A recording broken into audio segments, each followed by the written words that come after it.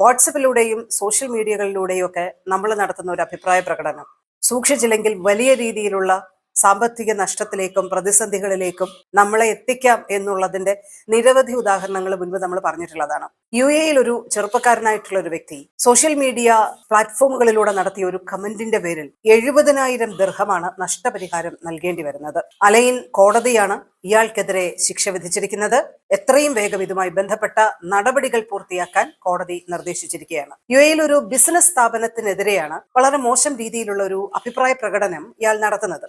Social media പ്ലാറ്റ്ഫോമുകളിലൂടെ ഇയാളുടെ അഭിപ്രായ പ്രകടനത്തിന് ശേഷം പ്രസ്തുത ബിസിനസ് സ്ഥാപനത്തിന് വലിയ രീതിയിലുള്ള സാമ്പത്തിക നഷ്ടം ഉണ്ടാവുന്നു എന്നുള്ളതാണ് പിന്നീട് വന്ന യാഥാർത്ഥ്യം. അതിന്റെ സെയിൽസിൽ ഒരുപാട് ഇടിവുകൾ ഉണ്ടായി, വലിയ രീതിയിലുള്ള മാനനഷ്ടം അതുമായി ബന്ധപ്പെട്ടുണ്ടായി. ആ സ്ഥാപനത്തിനെ അപകീർത്തിപ്പെടുത്തുന്ന തരത്തിലുള്ള, അതിലേക്ക് ആളുകൾ വരാത്ത തരത്തിലുള്ള ഒരു കമന്റാണ് അദ്ദേഹം നടത്തിയത്. കോടതിയിൽ ബിസിനസ് ഉടമ മുന്നോട്ട് വെച്ച വാദങ്ങൾ വളരെ കൃത്യമായി പ്രൂവ് ചെയ്യാൻ അയാൾക്ക് കഴിയുകയും ചെയ്തു. കാരണം ഇയാൾ ഈ കമന്റ് ഇട്ടതിന് ശേഷം നടന്ന സെയിൽസിലും ഒക്കെ കാര്യമായിട്ടുള്ള ഇടിവുണ്ടായി എന്നുള്ള ഒരു കാര്യം കോടതിയിൽ രേഖാമൂലം ബോധ്യപ്പെടുത്താൻ ഇയാൾക്ക് കഴിഞ്ഞു. അങ്ങനെ കോടതി ബിസിനസ് ഉടമയ്ക്ക് അനുകൂലമായ വിധിയാണ് പുറപ്പെടുവിച്ചത്.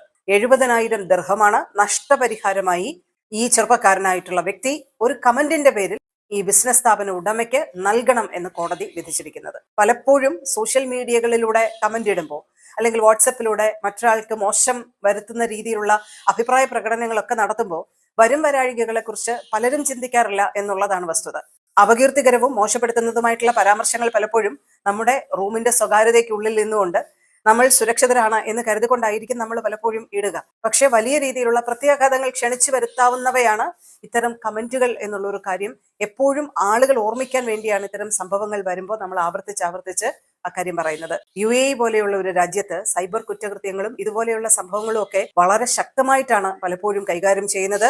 അപ്പോ ഒരു എതിരഭിപ്രായങ്ങൾ ഉണ്ടെങ്കിൽ അത് രേഖപ്പെടുത്താൻ സോഷ്യൽ മീഡിയ പ്ലാറ്റ്ഫോമുകളിലൂടെ കഴിയില്ലേ എന്നുള്ളതായിരിക്കുമല്ലോ സ്വാഭാവികമായിട്ടുള്ള ചോദ്യം. എതിരഭിപ്രായങ്ങൾ രേഖപ്പെടുത്തുന്നതിന് സോഷ്യൽ മീഡിയ പ്ലാറ്റ്ഫോമുകൾ ഉപയോഗിക്കുന്നതിൽ തെറ്റില്ല. പക്ഷെ ഉപയോഗിക്കുന്ന ഭാഷ മാന്യമായിരിക്കണം.